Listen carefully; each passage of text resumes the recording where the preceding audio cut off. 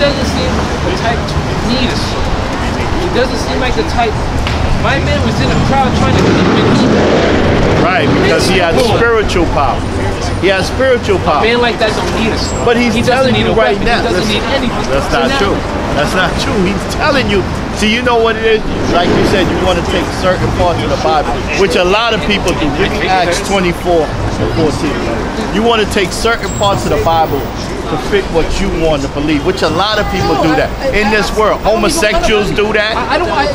It's not even something I want to believe. I read it like I'm reading a newspaper. Yeah, but that's not what the Bible I'm trying to figure something out. Like I'm trying to read information. I want information of what's going on, what went down, what happened back then. But did the disciples do that? Give me Acts 24 and 14. Let me read this real quick. Acts 24 and 14. Did the disciples, hold that real quick. Did the disciples do that? Did Paul do that? Read Acts 24 and 14. This Acts 24 verse 14. But this I confess unto thee, that after the way which they call heresy, so worship I the God of my fathers, believing all things. Believing in all things. See, the disciples didn't do that. They didn't say, look, I want to believe this, I want to believe that, I want to shift. No, Paul said believe in all things. This is what Paul, we'll read it. See, listen what Paul is saying. Read it again. Come on. Come on, 1 second. You're jumping now. Acts 24 verse 14. Come on. But this I confess unto thee, that after the way which they call heresy, as so worship I the God of my fathers. Paul worshiped the God of his fathers. Come on. Believing all things. What? Believing all things. No, like he does, shifting and believing a little. Believing what? Believing all things. Come on. Which are written in the law. In the law, come on. And the prophets. And the whole Bible. So Paul didn't do that. He believed in everything that the scriptures say. You can't be unbalanced like that. When you talk about hold on. What's this one? On a sword. On the oath. No, he's talking the law. He is talking about new animals. It wasn't made yet. Yeah, but listen. It was being written, but guess what? It was fulfilled because hold on, Paul was in the mindset of Christ. He told you that. He said everything I say is in the spirit of Christ. So okay, all scriptures are given by inspiration. But not the Book of Thomas. This is not right. Book of Thomas. Forget about that right now. You're going into a whole different subject. On a sword in the spirit of Christ, not using the sword versus using the sword. It says, this is Isaiah 66 verse 15 and 16. It says, for behold, the Lord will come with fire, and with his chariots like a whirlwind, to render. So now what does it say?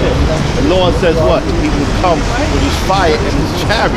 His chariots representing UFOs, but if you believe it or not, those are the scriptures. You believe that? Okay. I believe that. I believe the UFO. That's God. That's him. That's him. Look at it. Let me read it again. I want you to understand this.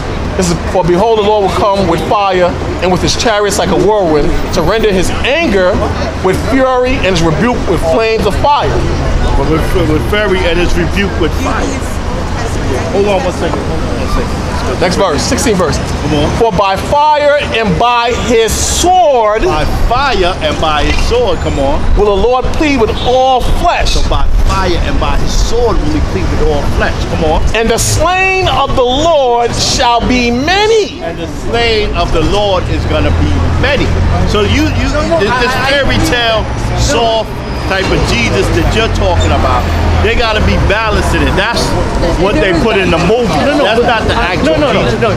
This is not. I see. This is how it's getting confused. I'm not saying Jesus can't come with it. I'm not saying Jesus can't go and like he can do anything. I'm saying Jesus won't tell us to do it because he's trying to get us live by faith alone. Jesus wants us to be peaceful, loving. To love our neighbor. How am I going to love my neighbor? Our neighbors everywhere. Our neighbors all around us. Good Samaritan. Good Samaritan. Remember the Good Samaritan? That was Did you remember the Good Samaritan? But that's not the actual. Wait, but do you remember the Good Samaritan? I remember the story. But you got to go in Leviticus 19 to find out who your neighbor is. Luke 19 verse 27. It says, but those my enemies, which would not that I should reign over them, Christ says, bring here and slay them before me.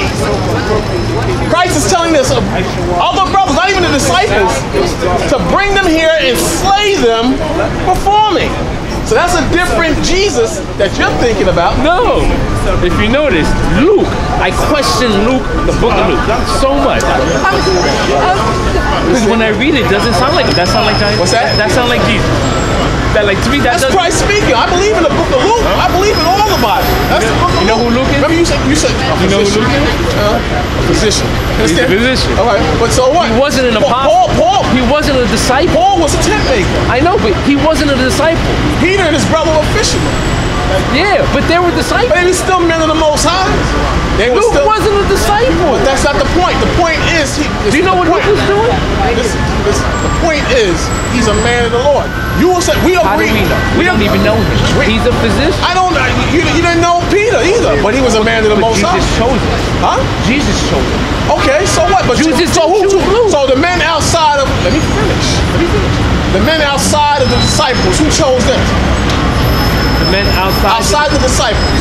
You had the disciples. You had 70 other men that followed them. You had men under that 70. disciples chose him. Huh? Disciples. Under whose spirit? God. Yeah. So it don't matter if they were disciples. Give me But it does matter. It doesn't matter. They all are of the spirit of the Most High. Who brought you here right now today? You think? Give me Proverbs. Proverbs 20 verse 24.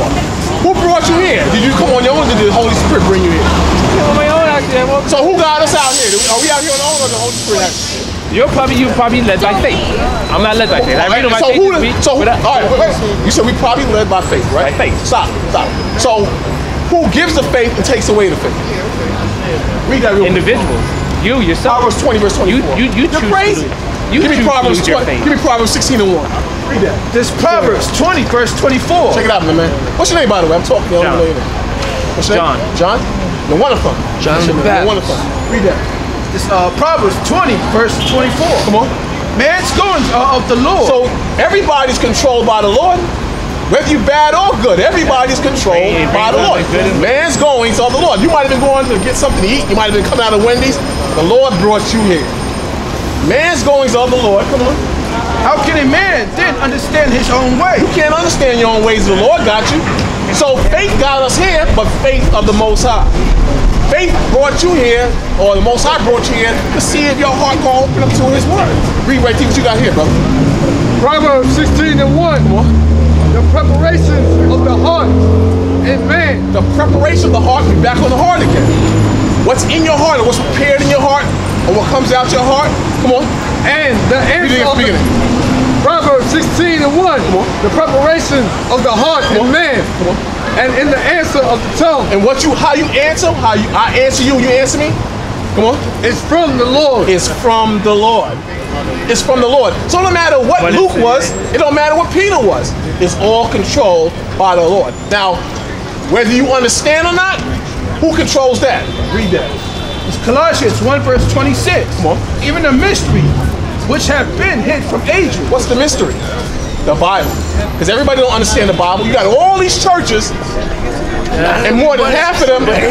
Nobody's supposed to. Let me finish with them. I'm coming to you. You have all these churches, but more than half of them believe in Christmas. Is Christmas of God, or is that pagan? Hey, you see how you laughing? Because you know it's pagan. But you got millions of people into Christmas, Easter, and Halloween. You can Google that and see it's pagan. But the point is, the Bible, the truth of the Bible. I'm gonna let you know because I gotta go soon. All right, let me just finish this up. The truth of the Bible is a mystery. Read it again for me. Even the mystery which have been hid from ages. Come on. And from generations. Come on. But now it's made manifest. It's now made manifest, meaning made known. Come on. To His saints. To His saints. Here we go. The saints right here. What's that? Read. We ain't saints. Who ordained saints? What's that? Who ordained The Most High. Give me saints in Psalms. What is that? 149 and 14.